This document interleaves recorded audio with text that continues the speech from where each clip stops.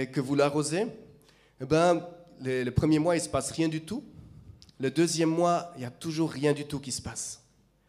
Troisième mois, il n'y a rien. Vous arrosez fidèlement, c'est de la bonne terre, c'est une bonne graine, mais il n'y a rien qui se passe.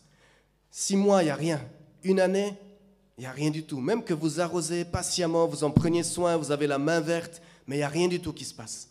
2 ans, toujours rien. Et alors que vous arrosez fidèlement. 3 ans, il n'y a toujours rien du tout. On ne voit rien.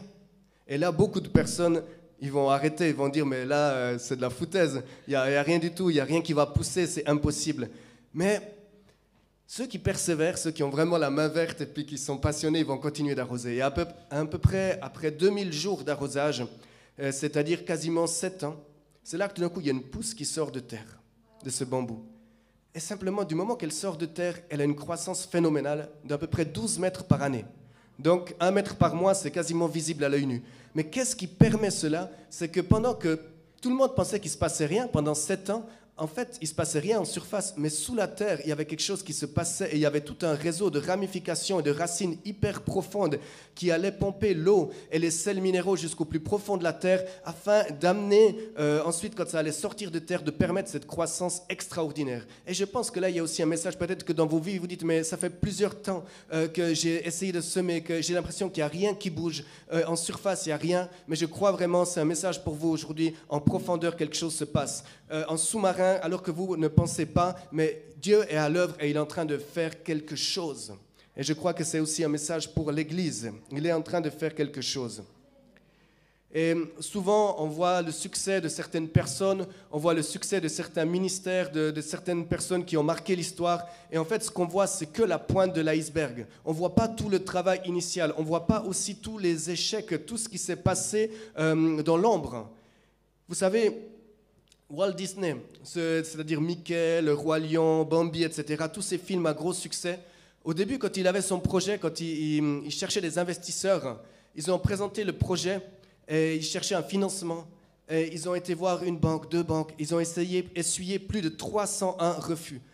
301 fois, ils sont allés voir et on leur a dit « ça ne va pas marcher, il n'y a pas d'avenir, ce n'est pas quelque chose qui est porteur, ça ne va pas fonctionner. » Et imaginez la persévérance. Enfin, je ne sais pas vous, mais moi personnellement, si après 20 fois on nous dit que c'est nul, il faut encore avoir le courage d'aller et de persévérer jusqu'à 300 fois. Mais regardez, ils sont allés et ils ont trouvé l'investisseur.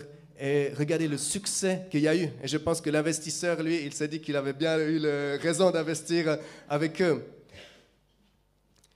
Thomas Edison, qui a inventé l'ampoule électrique, il dit qu'il a échoué plus de 6000 fois avant que ça fonctionne.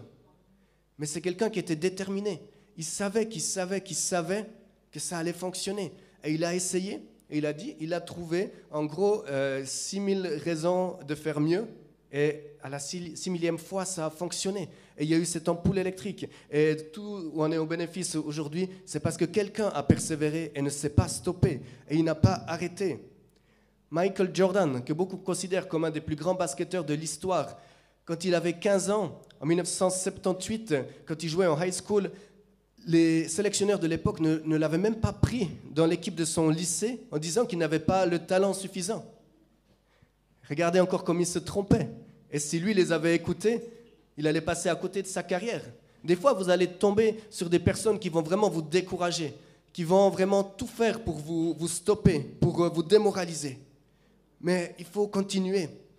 Les épreuves que tu trouves sur ton parcours sont adaptées à ton potentiel. Et plus ton potentiel est élevé, plus Dieu t'appelle à faire des grandes choses, plus dures seront ces épreuves. C'est des temps aussi de formation.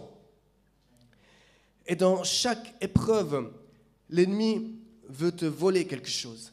Mais aussi dans chaque épreuve, Dieu, il veut te donner quelque chose. À nous d'essayer de saisir ce qui est bon.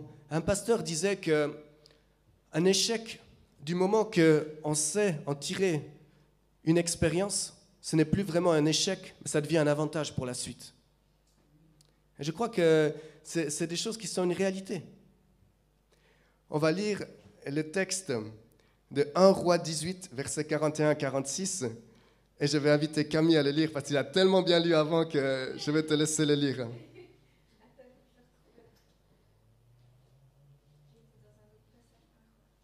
Ça, là, j'ai dans ma Bible si tu veux. 41 à 48. À 46. Et Élie dit à Akab, monte, mange et bois, car il se fait un bruit qui annonce la pluie. Akab monta pour manger et pour boire, mais Élie monta au sommet du Carmel, et se penchant contre terre, il mit son visage entre ses genoux, et il dit à son serviteur, monte, regarde du côté de la mer. Le serviteur monta, il regarda et dit, il n'y a rien. Élie dit 7 fois, retourne. À la 7e fois, il dit, voici un petit nuage qui s'élève de la mer et qui est comme la paume de la main d'un homme.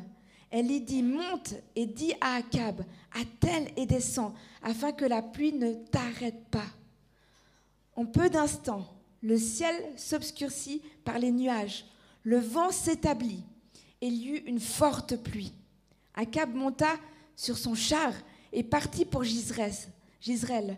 Et la main de l'Éternel fut sur Élie, qui se saignit les reins et courut devant Akab jusqu'à l'entrée de Jizreel. Amen. Gloire à Dieu. Amen, amen.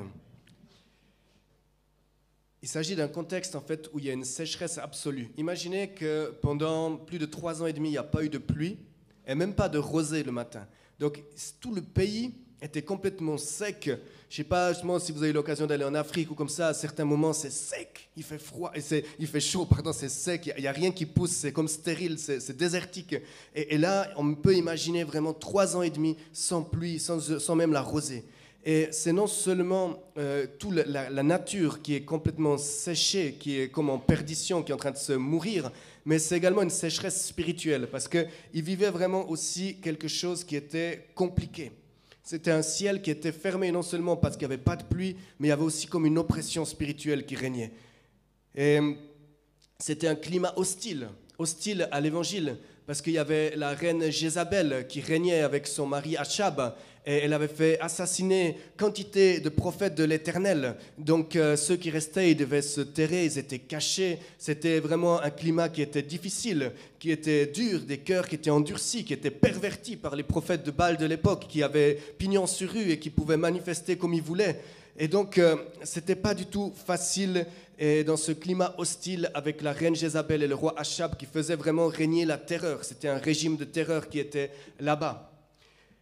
Et pour que les choses bougent dans ce contexte, il fallait qu'il y ait un mouvement de l'esprit. Il fallait vraiment qu'il y ait quelque chose qui se passe, parce que autrement, il n'y a rien qui pouvait bouger. Et ce moment, ce switch spirituel, il a lieu lorsque Élie il va confronter les prophètes de Baal. Et là, c'est vraiment une confrontation qui se passe où il va leur dire, voilà, il y a 2 autels. Alors vous croyez que Baal est Dieu. Moi, je crois que c'est l'Éternel, le seul Dieu. Ils ont fait cette confrontation, vous pourrez lire ça dans 1 Roi 18, on ne va pas tout lire. Mais en gros, les prophètes de Baal, ils ont essayé, ils ont fait leurs incantations, ils ont fait leurs incisions, tout ce qui était de leur coutume, mais il n'y a rien qui s'est passé. Et Élie, lorsqu'il a invoqué l'Éternel, il a rétabli l'autel de l'Éternel, et ensuite il a invoqué le nom de l'Éternel, et le feu de l'Éternel est descendu. Le Seigneur a confirmé qu'il était Dieu et que c'est lui qui régnait. Et je crois que Dieu va se manifester de plus en plus aussi dans nos vies, dans ce monde.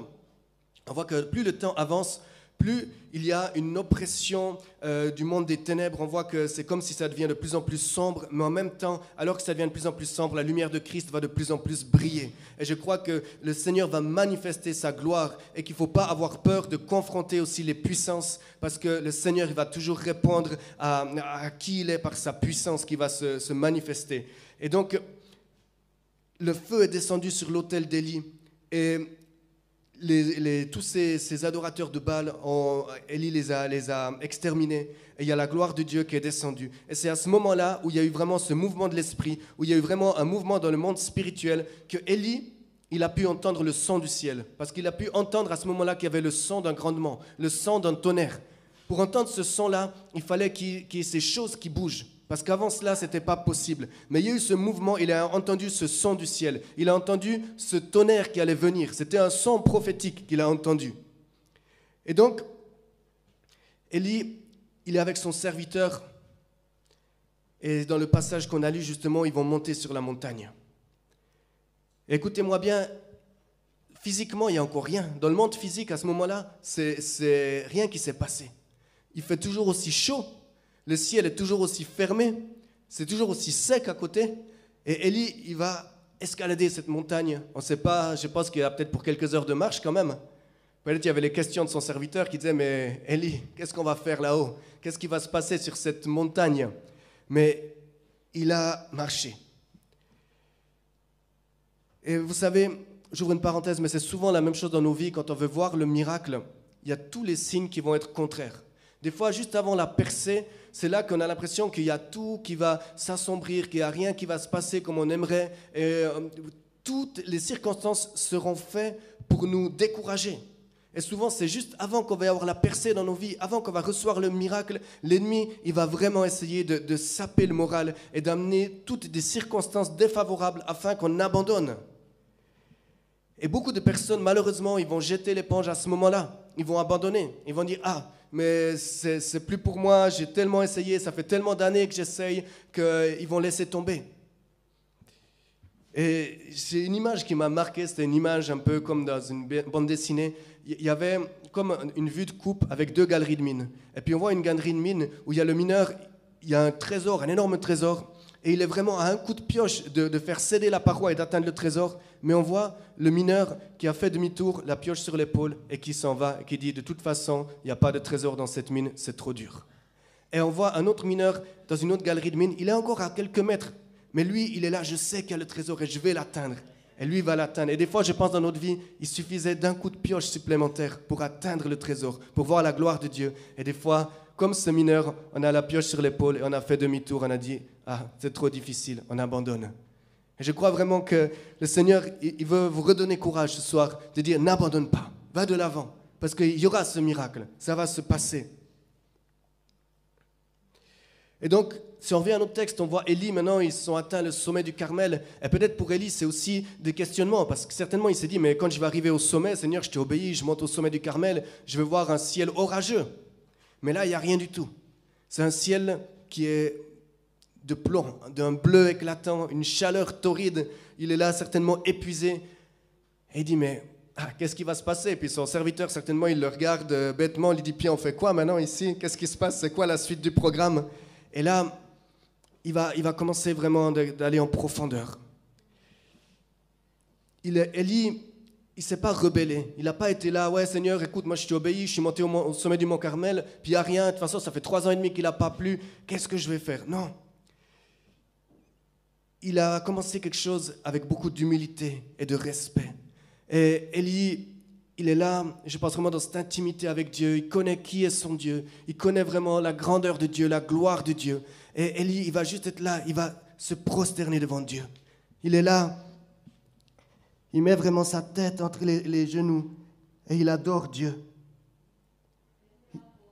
Il est là, c'est intense, c'est quelque chose qui est profond. Et et c'est pas juste qu'il s'est prosterné pendant quelques secondes, certainement c'est vraiment une profondeur. Certainement, ça a duré pendant peut-être 30 minutes, peut-être 1 heure à chaque fois. Il est là, il sait qu'il y a quelque chose qui va se passer. Il a cette conviction. Et il dit ensuite à son serviteur, écoute, va regarder là-bas, côté de la montagne, et dis-moi ce que tu vois au-dessus de la mer. Est-ce qu'il y a quelque chose? Et là, son serviteur, il va, puis il revient, il dit, mais il n'y a rien. Et Élie, il va encore se prosterner une deuxième fois. Il va encore adorer son Dieu. Il va encore chercher la face de Dieu. Il sait au fond de lui qu'il a entendu ce son du ciel, qu'il a entendu ce grondement du tonnerre. Et il retourne, il dit à son serviteur, vas-y, va regarder encore une fois. Son serviteur, il revient. Mais il dit, mais il n'y a rien, Élie. Élie continue, il se prosterne à nouveau. Il est là, il adore son Dieu. Il prend du temps dans la présence de Dieu. Il ne doute pas de Dieu. Il sait que son Dieu est là. Et il dit à son serviteur encore, vas-y. Son serviteur dit, mais non, il n'y a rien. Mais Élie, il sait au fond de lui qu'il a entendu le son du ciel. Et mes amis, ne doute pas quand vient l'obscurité de ce que tu as vu dans la lumière. Élie, il est demeuré ferme. Il savait qu'il y avait la promesse qui était là. Et il va dire à son serviteur, vas-y encore, jusqu'à 7 fois. Et à la 7e fois, son serviteur, il voit le petit nuage, qui n'est pas très grand. Mais pour Élie, c'est suffisant. Parce qu'il sait que ce petit nuage est annonciateur de grandes choses. Et je crois, Camille, avant, tu l'as dit de façon prophétique, mais tu as vu ce petit nuage, tu as vu qu'il y a quelque chose qui est en train de se passer. Et je crois que c'est comme le Seigneur qui confirmait cela. Parce que je crois vraiment que pour cette église, il y a ce petit nuage qui est là à l'horizon et qui est annonciateur de grandes choses. Le Seigneur, il est fidèle. Et Élie sait, il dit, il y a la pluie qui va venir. Et pourquoi ça ne s'est pas fait la première fois quand il a envoyé son serviteur, le serviteur, il n'a pas vu? On ne le sait pas, mais je crois aussi ça nous pousse à des fois persévérer. Et je crois aussi, je l'ai vécu, notamment quand on prie pour des malades, que des fois, il faut persévérer avec la prière. Pas prier juste une fois. Même ce matin, on l'a expérimenté à Yverdon. Quand il y a un monsieur, il avait mal à la cheville, j'avais une parole de connaissance. Et la première fois, il n'y a pas eu d'amélioration. Deuxième fois, ça a commencé d'aller mieux. Et c'est quand j'ai prié la troisième fois qu'il a dit « Ah, mais là, ça va nettement mieux ». Et j'ai vécu ça plusieurs fois, où on va prier plusieurs fois pour les personnes et au bout d'un moment, ça se déclenche et la douleur lâche prise et il y a la guérison qui prend place. Je crois que ça nous appelle aussi à persévérer dans notre vie, vraiment pour chercher les choses et de ne pas avoir peur de persévérer. Parce que Dieu il va honorer toujours notre foi et notre persévérance. Abraham, il n'a pas abandonné, même que ça a duré longtemps, même que pendant 25 ans, il a attendu la promesse, mais il n'a pas abandonné. Joseph, il n'a pas abandonné. Même quand toutes les circonstances étaient contraires. Même qu'après, quand sa vie, ça allait un tout petit peu mieux, et puis qu'il se retrouve encore une deuxième fois en prison, en Égypte, dans la prison de Pharaon, quand tout le monde l'a oublié, quand sa vie, elle est nouveau à zéro, mais il n'a pas abandonné. Il a su garder confiance en son Dieu. Job, il n'a pas abandonné. Quand tous ses amis, quand même sa femme lui disait « Mais maudit Dieu et meurt », même sa femme, ce qu'il avait de plus cher, mais il a persévéré. Il n'a pas abandonné. Il savait qui était son Dieu. Paul, du fond de sa prison, il n'a pas abandonné. Et il a commencé à écrire. Romains 8, 28 nous dit que Dieu fait concourir toutes choses pour le bien de ceux qu'il aime. Mais imaginez certainement que Paul, quand il a commencé à écrire dans sa prison, et puis ce n'était pas des prisons dorées avec 3 menus par jour, et puis etc., c'était des situations assez compliquées. Mais il a commencé d'écrire, et il ne pouvait pas imaginer en fait qu'il était en train d'écrire plus de la moitié du Nouveau Testament, et puis que ça allait impacter les nations dans les siècles et les siècles qui allaient venir. Mais Dieu, il a utilisé ça, et Paul, il a su être un instrument entre la main de Dieu. Il est dit dans Apocalypse chapitre 2, il est dit à plusieurs fois, à celui qui vaincra, je lui donnerai à manger de l'arbre de vie. Et plus loin, il dit, à celui qui vaincra, je donnerai de la manne cachée et je lui donnerai un caillou blanc. Et il dit encore plus loin, à celui qui vaincra et qui gardera mes commandements, je lui donnerai autorité sur les nations. Plusieurs fois, il répète, à celui qui vaincra, à celui qui vaincra. Et je crois que c'est vraiment une parole aussi pour vous ce soir, à celui qui vaincra. Il faut avoir ce courage de continuer. Laisse-moi te raconter l'histoire d'un homme. C'est un homme, il est né en 1809. En 1816, à 7 ans, forcé à travailler parce que l'on est en train d'expulser sa famille. En 1818, il perd sa mère. En 1828, il perd sa sœur. En 1831, il lance son premier business et il fait faillite. En 1832, il se présente aux élections législatives et il perd. En 1833, il emprunte de nouveau de l'argent pour créer un business qu'il lance et qui fait encore faillite. En 1835, il rencontre une femme merveilleuse. Il tombe amoureux d'elle, il se fiance et elle meurt. En 1836, il rentre dans une période sombre de sa vie. Il rentre dans une dépression profonde. Tu m'étonnes. Et il reste alité pendant 6 mois consécutifs. Mais il se relève et cette même année, en 1836, il se représente aux élections législatives et il perd à nouveau. En 1840, il se présente pour être électeur et il perd. En 1842, il rencontre la femme avec qui il finira sa vie. Il tombe amoureux, il se fiance, il la marie. Elle lui donne 4 enfants, il en perd 3. En 1843, il se présente au Congrès et il perd. En 1845, il se présente au Sénat et il perd. En 1856, il se présente pour être vice-président et n'obtient même pas 100 voix. En 1858, il se présente de nouveau au Sénat et il perd à nouveau. Mais vous allez me dire, mais Guillaume, mais stop ton histoire, c'est trop triste. C'est qui ce loser? C'est qui ce mec? Comment c'est possible de vivre ça dans la vie? Mais lisez la suite. En 1860, Abraham Lincoln est élu président des États-Unis d'Amérique et il fait 2 mandats exceptionnels qui font de lui l'un des présidents les plus respectés et le plus impactants de l'histoire des États-Unis. Amen. Oui, c'est possible. Qui aurait pensé? Peu importe. Qui aurait pensé?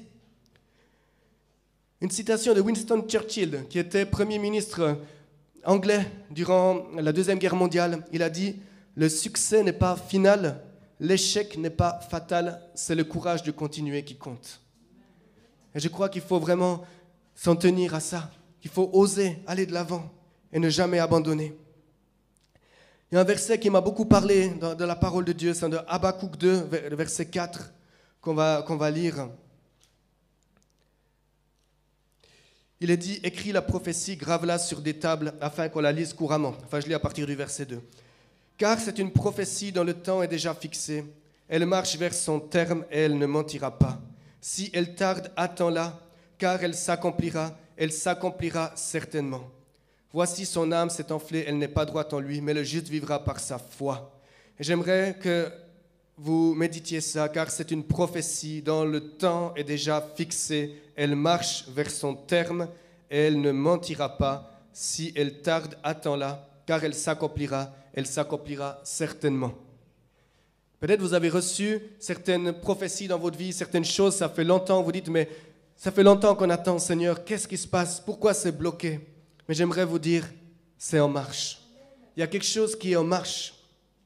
Il y a quelque chose qui est en train de pousser sous terre, mais qui n'est pas encore sorti de terre, qu'on ne voit pas, mais il y a des racines qui prennent. Même si les années semblent avoir fané, séché ton rêve, si tout semble difficile, si ça semble dur, si vous n'avez plus courage, si vous n'avez plus espoir, si vous avez envie de tout abandonner, vous allez être dans ce désert où c'est difficile, c'est stérile, il n'y a rien qui pousse, mais le désert est un endroit de potentiel, c'est un endroit de révélation. C'est un endroit où le Seigneur nous parle. Il est dit dans Osée 2, verset 16, « C'est pourquoi, voici, je veux l'attirer et la conduire au désert. Et là, je parlerai à son cœur. » Et je crois que dans certaines situations dans nos vies, Dieu peut permettre un désert parce qu'il veut parler à notre cœur, parce qu'il veut vraiment nous transformer, il veut nous parler, et il veut faire les choses en profondeur. Et au verset 17, il dit, « Là, je lui donnerai ses vignes et la vallée d'Accord, comme une porte d'espérance. Et elle chantera comme au temps de sa jeunesse et comme au jour où elle remonta du pays d'Égypte. » Je crois que même dans le désert, Dieu veut nous donner cette porte d'espérance. Il est fidèle. Ne lâche rien même quand tu as envie de tout abandonner, quand il y a toutes les circonstances qui semblent contraires, quand il y a vraiment plus aucun espoir. C'est même les larmes, peut-être tes larmes, qui vont arroser la semence de ton projet. C'est ces larmes, c'est dans ce face-à-face, ce cœur à cœur avec Dieu. Et c'est là que ça va se manifester. Une autre citation de Winston Churchill, il a dit « Le moment le plus sombre de la nuit, c'est juste avant le lever du soleil. » N'abandonne pas. Peut-être c'est très sombre, mais j'aimerais te dire, ton soleil est en train de se lever. Ça s'en vient. C'est pas loin, c'est en train de se lever. Le Seigneur veut nous emmener dans un état de totale dépendance à lui. Et il veut des fois qu'on abandonne tous nos sens, tout ce qu'on pourrait... Tant qu'on a encore un moyen autre que par rapport à lui, eh ben, il nous laisse nous débrouiller. Moi, il m'a amené plusieurs fois dans la vie dans un moment où je n'avais pas d'autre choix que de lui faire confiance. En octobre 2010, j'étais face au médecin à l'hôpital ici à Bienne. Et le médecin, on était mariés depuis 2008, ça faisait 2 ans qu'on essayait d'avoir des enfants, mais les enfants ne venaient pas. Ma femme avait fait des tests de son côté, et pour elle, ça jouait. Et puis moi, j'avais ce diagnostic. Le médecin dit, écoutez, voilà, il y a une stérilité qui est là, c'est quasiment impossible qu'un jour vous ayez des enfants. Et puis, vraiment, c'était comme s'il m'avait assommé. Parce que imaginez, et moi je dis, mais ok, on peut faire quoi comme traitement? Il dit, ah ben non, il n'y a pas à faire quelque chose. Et puis, c'est là j'avais le choix, soit de mettre ma foi dans le diagnostic du médecin, ou alors de mettre ma foi en Dieu. Il est dit dans la parole de Dieu, dans Deutéronome 7,14, tu seras béni plus que tous les peuples. Il n'y aura chez toi ni homme, ni femme stérile, ni même de bêtes stériles parmi tes troupeaux. Et vraiment, c'était pas facile. Je vous mens pas. Il y a eu des temps très difficiles. Mais plusieurs serviteurs de Dieu ont prié pour mon épouse et pour moi. Et ils ont dit, mais ne vous inquiétez pas, le Seigneur me montre que vous allez avoir des enfants. Et Dieu a glorifié son nom. On a eu 4 enfants, sans aucun traitement. Dieu est fidèle. Dieu est fidèle. Il est bon. Il est magnifique. Et un autre moment qui était difficile dans ma vie, que je vous partage, en 2016, c'était une période où j'étais très très chargé. Je courais sur beaucoup de fronts en même temps, j'avais un poste avec pas mal de responsabilités. J'étais aussi dans l'église où j'étais vraiment, on va dire, très impliqué. Je secondais beaucoup le pasteur, c'était une église qui était en pleine expansion, ça demandait beaucoup. Et puis en parallèle, mon épouse, elle était enceinte du 3e. Donc tout semblait aller bien, mais j'étais de plus en plus fatigué, je sentais que j'allais dans le rouge, il y avait de plus en plus de difficultés, d'oppression qui étaient là. Et au niveau du boulot, en fait, je devais avoir plus de personnes pour gérer l'équipe, mais l'action du groupe dans lequel je me trouvais, elle avait chuté en bourse, donc ils avaient gelé les engagements.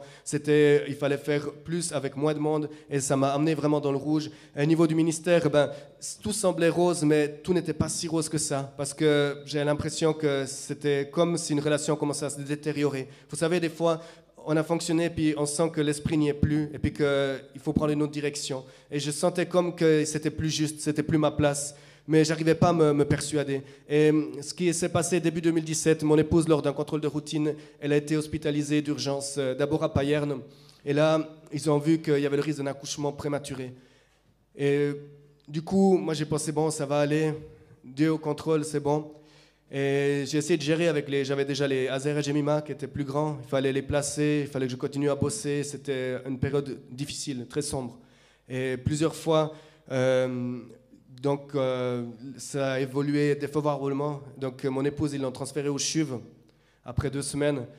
Et là, moi, en fait, ça n'allait plus je tombais vraiment dans le burn-out. Je suis tombé vraiment plusieurs fois j'ai failli faire un accident en voiture, j'avais comme des blackouts où je voyais plus. Et puis quand j'ai été voir le médecin, il m'a directement mis à l'arrêt. Il a dit, mais écoutez, pourquoi vous avez tellement attendu, vous êtes en burn-out sévère, c'est vraiment compliqué, il faut tout lâcher. Et là j'ai tout qui s'est arrêté, le travail, le ministère. Et puis ce qui s'est passé, c'est que mon épouse a accouché d'un petit garçon en parfaite santé à 27 semaines, mais il est décédé 3 semaines après. Et là, c'était vraiment une période sombre et difficile. Il fallait vraiment passer au travers, il fallait aller de l'avant, il fallait quand même continuer de se battre. Et je n'ai pas forcément fait toujours les bons choix, mais ça a amené une situation un peu compliquée. Donc du coup, j'avais changé de travail. J'avais aussi abandonné le ministère dans cette église. Et il s'est passé un peu une longue traversée du désert. Mais Dieu, il est là, il est fidèle. Et ce que je veux dire par là, c'est que 3 ans après, mon épouse, elle fait un rêve, elle voit vraiment que le Seigneur, il tenait notre petit garçon dans ses bras. Il lui dit, mais écoute, ma fille, j'ai vu tes larmes, mais voici, je vais te donner encore un enfant. Et ce sera une bénédiction pour toi. Et là, on ne sait même pas qu'on voulait encore forcément des enfants, parce que c'était assez traumatisant ce qu'on avait vécu. Mais elle s'est accrochée à ce rêve, et puis elle est tombée enceinte, juste 2 semaines après. Et là, tout est bien allé. Et à la 20e semaine de grossesse, c'est comme, je vous dis la vérité, on a remis le film de 2017. Les mêmes semaines de grossesse, lors d'un contrôle de routine, elle est hospitalisée à Payerne. Pile 2 semaines après, ça se dégrade, transféré au CHUV. Et là, au CHUV à Lausanne, il y a tous les grands médecins, les professeurs et tout. Ils disent, écoutez madame, avec les antécédents que vous avez eus, il y a peu d'espoir que ça puisse se mener à terme. Tout était sombre, tout était vraiment oppressant, triste. Mais là, on s'est vraiment encouragé, on a pris juste un pas après l'autre. On s'est dit, la montagne, on ne va pas la gravir d'un seul pas, on va juste avancer un pas après l'autre. Et on a commencé, on s'est encouragé, on a prié, et le Seigneur, il a étendu sa main. Et là où on était sorti avec comme un échec en 2017, Dieu a glorifié son nom. Et il a permis vraiment qu'on ait encore la petite que vous avez vue là, qui est née à terme, en parfaite santé. Et Dieu, il a glorifié son nom, il nous a donné vraiment cet enfant, et il nous a donné aussi de pouvoir persévérer dans cette victoire et d'avoir la victoire vraiment. Et j'aimerais vraiment vous dire aussi, peut-être que vous avez perdu certaines choses dans votre vie, il y a eu des choses difficiles, mais il est dit dans Joël 2,25, voici, je vous remplacerai les années qu'ont dévoré les sauterelles. Je crois que c'est important. Est-ce que peut-être le groupe de louanges, si vous pouvez juste venir jouer calmement, si je peux vous demander, j'aurais dû vous demander avant, je suis désolé, je vous prends un peu à l'improviste. Mais je crois vraiment que Dieu, il n'a pas dit son dernier mot dans votre vie. Dans Amos 5, verset 8, il est dit « Il change les ténèbres en aurore et il obscurcit le jour pour en faire la nuit. » C'est lui qui a les saisons en main. C'est lui qui a tout entre ses mains. Et je crois vraiment que Je ne vous connais pas, je ne vous connais pas tous du moins. Je ne sais pas là où vous en êtes, ou ce que vous avez vécu, ou les difficultés peut-être que vous avez traversées. Et il y a peut-être vraiment, vous êtes dans cette vallée de l'ombre de la mort, et vous devez passer au travers, et il y a des choses qui sont vraiment difficiles. Et je crois vraiment que Dieu est là et qui veut sécher vos larmes et vous dire, mais mon fils, ma fille, persévère encore. Persévère encore parce que ça vaut la peine. Vous êtes dit, mais peut-être je me suis tellement battu, Seigneur, maintenant, j'en ai marre de me battre encore et puis de ne pas voir la victoire. Mais je crois que le Seigneur t'appelle à persévérer. Et le Seigneur te dit, mais écoute, mon fils, ma fille, monte encore au Carmel. Viens encore dans ma présence, parce que les choses vont changer. Parce que je crois qu'il y a vraiment quelque chose qui s'en vient. Tu te dis, mais Seigneur, mais je me suis déjà avancé 6 fois, j'ai rien vu. Et le Seigneur te dit, avance encore une 7e fois. Tu vas voir ma gloire. Il y a quelque chose qui est en train de se passer. Je crois que le miracle est là, à l'horizon. Peut-être qu'il n'y a pas grand-chose, que c'est encore tout petit. Mais ayez cette foi. C'est un petit nuage. Le Seigneur, il voit ton cœur. Et j'aimerais vraiment t'encourager ce matin, si tu étais comme dans ce désert, si tu te reconnais dans ce message, si tu dis, mais moi je suis passé dans des temps désertiques, j'étais comme séché au fond de moi et j'ai besoin d'être réactivé, j'ai besoin vraiment de revivre ce miracle. Seigneur, je veux voir ta gloire. Seigneur, je crois que tu n'as pas dit ton dernier mot sur ma vie. Alors j'aimerais simplement, si c'est ton cas ce matin, à venir ici devant et à t'avancer et on va prier. Et je crois même que chaque pas que tu vas faire sera comme une déclaration, une proclamation face au monde des ténèbres et dire, mais je me lève et je marche vers ma destinée. Chaque pas que tu vas faire, c'est comme une proclamation devant le monde des ténèbres, dire que tu te lèves et que tu marches vers ta destinée. Et j'aimerais vraiment t'inviter, si c'est vraiment ce matin, tu te sens cet après-midi, à t'avancer et à venir vraiment voir cette gloire de Dieu, parce que je crois que Dieu il est là et qu'il veut te toucher encore et qu'il n'a pas dit son dernier mot. Est-ce que ça parle à quelqu'un? Est-ce que quelqu'un est là ce matin, cette soirée, veut vraiment s'avancer? Parce que je sais que Dieu est fidèle et il n'a pas dit son dernier mot. Et je crois qu'il va impacter vos vies. Alors que nous allons prier, il y a comme quelque chose qui va être déposé en vous, il y a comme quelque chose qui va être activé. Et le Dieu de miracles, il va encore activer votre vie. Il va encore vous redonner cet espoir là où tout semblait sombre. J'aimerais vous inviter à vous lever. Et ceux qui le désirent, qui veulent vraiment la prière, venez devant. Alléluia.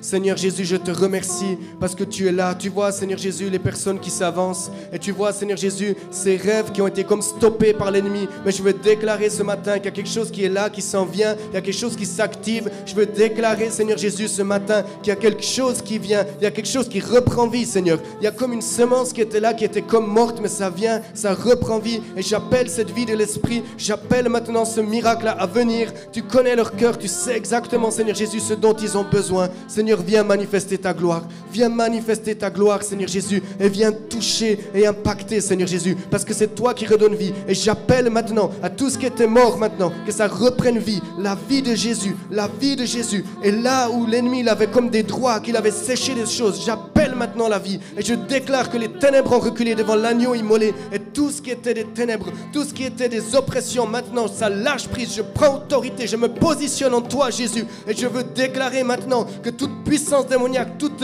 oppression diabolique, ça lâche prise. Tout ce qui voulait les limiter, tout ce qui tenait tête, tout ce qui tenait opposition, maintenant dans le nom de Jésus, ça lâche prise. Ça lâche prise. Il y a une personne, tu étais là, tu avais comme un esprit de mort qui te tourmentait. Je voyais même que tu as même vu l'image de ton cercueil qui te hantait et tu sens que tu es tourmenté par un esprit de mort. Et je dis maintenant dans le nom de Jésus, ni par force ni par puissance, mais esprit de mort, tu lâches prise maintenant dans le nom de Jésus. Manta kebra soto barai sande bai shandarabaso kobra siti bishandaya. Et je voyais aussi certaines personnes, il y a une personne qui a des douleurs à la cervicale et le Seigneur est en train de te toucher maintenant. Ces douleurs, ça lâche prise. Je commande maintenant à toute douleur de lâcher prise. Ça lâche prise maintenant au nom de Christ Jésus. Je proclame la victoire, Seigneur. Merci parce que tu agis. Merci parce que tu touches. Tu es là et tu touches chaque personne, Seigneur, qui est là ce soir. Et tu viens les visiter, Seigneur. Merci parce qu'il y a plus, Seigneur, dans ta présence. Et tu viens toucher, tu viens activer, Seigneur. Alléluia. Alléluia. Amen. Je vais prier pour vous.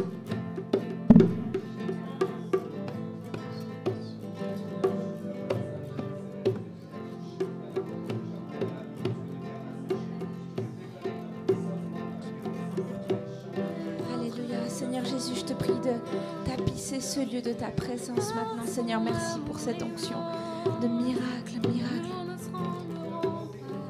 Nous ne tremblerons pas, nous ne tremblerons pas. Merci Seigneur Saint-Esprit.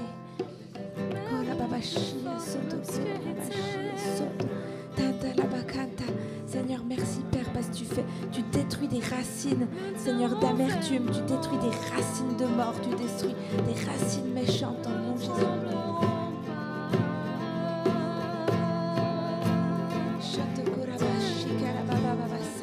Seigneur, nous brisons maintenant toutes les attaques, tout ce qui amène la destruction, Seigneur, dans la vie de tes enfants, mais aussi de cette église, mon Père. Seigneur, nous te remettons maintenant cette église entre tes mains. Seigneur, tous ceux aussi qui ne sont pas là, Seigneur, dans le nom précieux de Jésus-Christ, et tous ceux qui le doivent encore donner. Merci pour le feu de ton Saint-Esprit qui agit ce soir puissamment, Seigneur, la puissance de ton Saint-Esprit, dans le nom précieux de Jésus-Christ.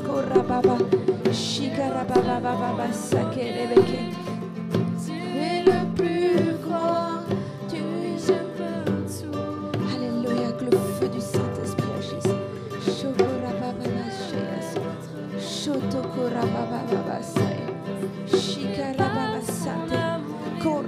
Le feu du Saint-Esprit. Nous ne tremblerons pas, nous ne tremblerons pas. Alléluia. Libère un vent nouveau, Seigneur. Seigneur, merci pour ce nuage qui est au loin, Seigneur, Père. Merci pour la promesse de la pluie qui est là, Père, qui est certaine. Merci, Père, parce qu'il y a un changement radical qui est en train d'arriver dans la vie de tous tes enfants, dans la vie de cette communauté et dans la vie des églises de la ville de Bienne aussi. Merci pour ta grâce. Merci pour tes bénédictions, Seigneur. Nous te louons, Seigneur. Merci parce que tu envoies ton renfort. Tu envoies du renfort. Tu envoies ton onction. Tu nous remplis de ton onction. Korababashia.